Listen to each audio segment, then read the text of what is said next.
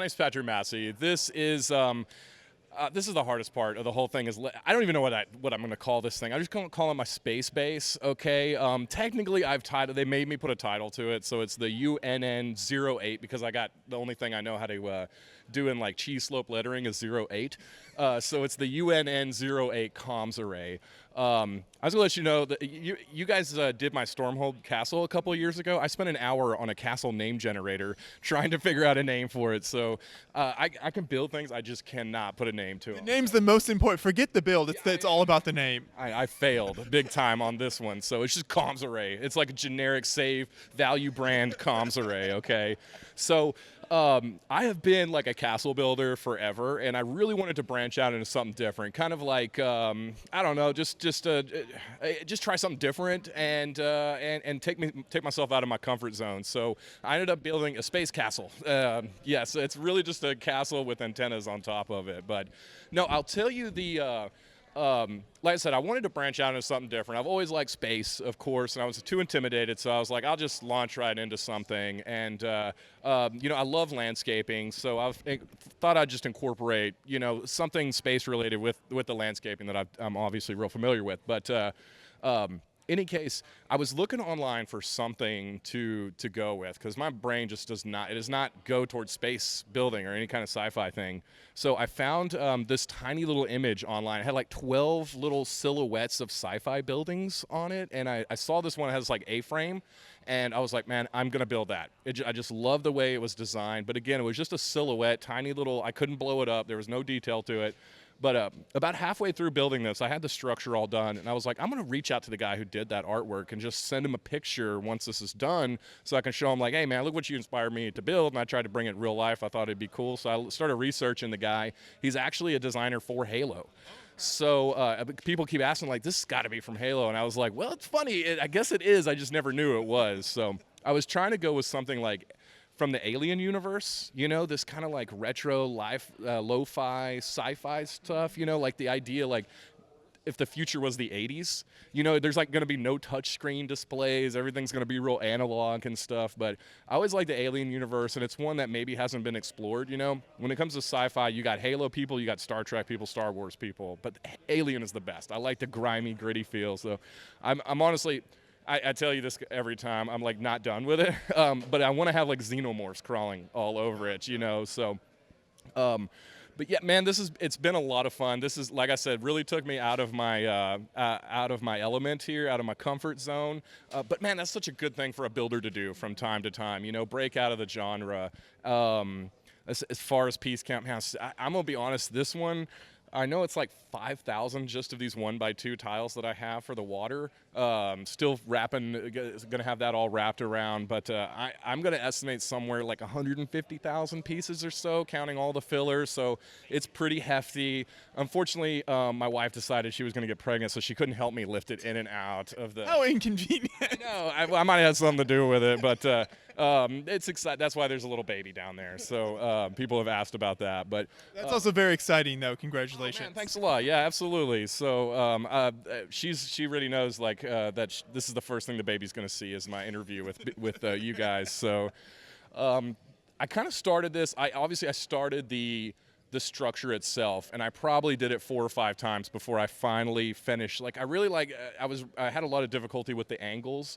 And if you look, I mean, it's pretty much studs on top of studs. It's nothing fancy, but again, I like to travel with stuff, so you sometimes have to build a little tougher, which I certainly tried to do that here. Like I know this show was like 7-hour drive, and it took a beating nonetheless. But like I said, it's nothing fancy, but like I told you guys before, a little bit of composition, like with the island layout, the color, maybe a different angle here or there. I feel like you can still come up with something good without having to be this crazy over-the-top thing. So, and I'm justified in that because a lot of people are like, well, that's really not that complex. And I was like, no, it's not meant to be. But.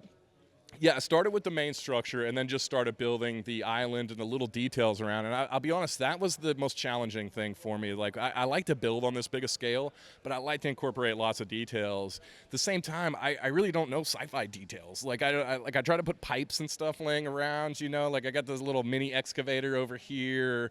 I mean, there's little things, a little crane and stuff, but it's not like... you know, like with a castle, I can just put like a pitchfork in the woods, and then people are like, oh, that's awesome, great touch, you know.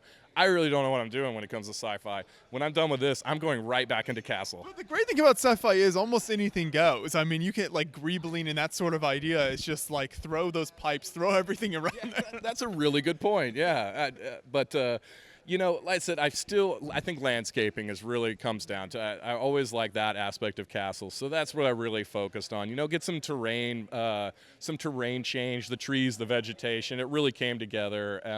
I really liked. I'm gonna rework this a little bit, but this little triangle. That's one thing, a shape you don't see very common in Legos is triangles. So tried to incorporate that. Same with the kind of A-frame layout of the space base itself. So.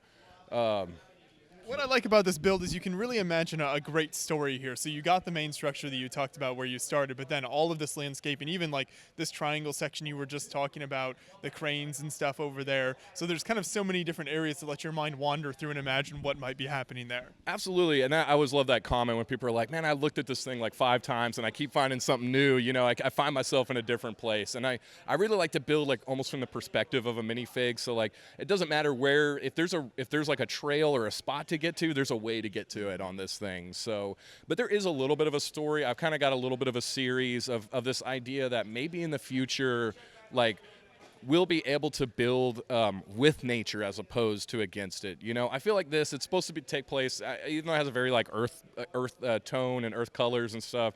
I like the idea of this being on some like exotic planet somewhere, and that maybe they could have demolished the whole island. They could have just stuck a comms array on this thing and called it a day. But they're like, you know what? It's a beautiful island. Let's just build with it as opposed to against it, you know. So there's a little bit of story there. Again, that maybe we don't always have to conquer nature. We can like work with nature sometimes, and maybe in the future we'll understand that a little better than we do now, you know. I like it, and I think the section John's showing right now is that like an elevator section, or what do we have on this side over here? Yeah, absolutely. As the elevator section, that was kind of a last-minute addition. It just seemed a little blank over there, so I put the elevator addition. The elevator's not work. I put like no functionality in any of this, you know. Somebody asked us like, you have an interior? I was like, does it look like a dollhouse to you? But no, it's got the elevator that goes down to that secondary array at the bottom. And I'll be honest, gents, this is a story of my life. It's supposed to be a 360-degree island. I just decided to make it presentable. You can see where it's going to be added to one day, and there'll be a road there'll be another path that goes to that other little array. So. Like I said, we got a bigger vehicle. I think I told you last time I need a bigger vehicle before I can build bigger. We did that, so like I said, I'm going to definitely keep adding to this one until I can abandon it and be happy about it. So. And if we walk around to the other side here real quick, so one thing over there, and one reason that I think a lot of people's mind goes to Halo with this build is the purple ship here as well, which has a very Halo vibe to it. It is with the colors, but I'll be honest, this is, I found a ship like that in No Man's Sky. I don't know if anybody who plays it, this is a game that's like, it's got a whole universe you can explore or whatever. I've been searching forever for a nice looking ship. All of them look like piles of junk on there, and I found one that looks just like this. It's just not the colors, so that's honestly kind of like I try to copy it from the No Man's Sky universe. Anybody that watches it that knows that, they'll probably hopefully see that vibe. But yeah, it does have like Covenant colors to it, you know. I love this. That was honestly, I was really intimidated. I was like, I got a space base. I got to have a spaceship on it. That was the most thing. That was the part I was the most intimidated about. But honestly, it came together in a couple days, so it worked out well. You know, I like the colors. The purple is there's not a great selection in pieces, so I had to be a little more clever about it. But I think one of my favorites, and it's not quite done, I'll have it finished here later this evening, but is the shoreline with the waves crashing against it. You know, give this idea that this really is an island. And again, I feel like it just adds a little more color to it. I have, be honest, one of my biggest passions, almost as much as Lego, is gardening, and I try to sneak in a garden in everything that I build. So I got a little garden over there, yeah, man, I try to put a little piece of me into everything. Right. It adds some much needed color to the build as well. That's really nice. Yes, you bet. And my idea is this is very much like a non-military installation, maybe a research base, a science kind of community on this thing. So you'd have a few folks that maybe into gardening. They want to keep it low key. I don't know if you guys saw the little village that I have on the other side. Let's take a look at that. That's one of my favorite parts here. is I like this idea that maybe a few of the folks like went native and built some like wooden huts out here. You know, I got like antennas poking out of it. Oh, little CB radio that honestly my favorite part of the whole build is my little CB radio. It's those little details like that, isn't it? You can have a big giant build. I mean, this is like several feet long here, this layout, but it's all those little things. You know, and like a little raft that has the solar panels on it, you know, so they can get their own power from it. Yeah, I think that's really one of my favorite parts of the whole build. Is just that the circular roofs are real tough to do. Not exactly finished with that technique, but it's working for now. But again, I like this idea that maybe a few folks like they wanted to get a little more primitive, and in the future you're still going to have folks that are living simple, but still maybe have the anemones of the future a little bit, you know. And I know you were talking about the tower earlier, and you were very humble about it, said it's not very complex, but really there's a lot of very nice settle techniques there. I mean, there's a lot of angles there, even the kind of offsets with things stick out just one set over and behind and above things. So there's really some nice details in there. So talk a little bit more about maybe some of the challenges that you overcame for elements of that. Oh, absolutely, and I appreciate that. Yeah, the biggie was the angling on it, especially on the front section. It's like right at a straight 45-degree slope. It was so tough to get that without using like the little 1x2 45-degree slope bricks, which when you start like stacking them up at an angle, each one has a lip on it, and that really becomes noticeable. So yeah, it's a lot of like snot techniques to get that going. I'll be honest, I know it's gonna some people it'd be a little hit or miss for them as far as the straight color scheme on it too. You know, I'll be honest, it took a little courage to just go with one color on it, but I wanted to give it that industrial vibe, and that's why it's got a lot of antennas poking out of it, and it has a very much like again, kind of talking that like retro lo-fi kind of science fiction where again it looks like maybe it was out of the 80s, you know, where again there's a lot of antennas poking out. But yeah, I'll be honest, there was nothing that really that gave me too much trouble on it except that big 45-degree slope on the front.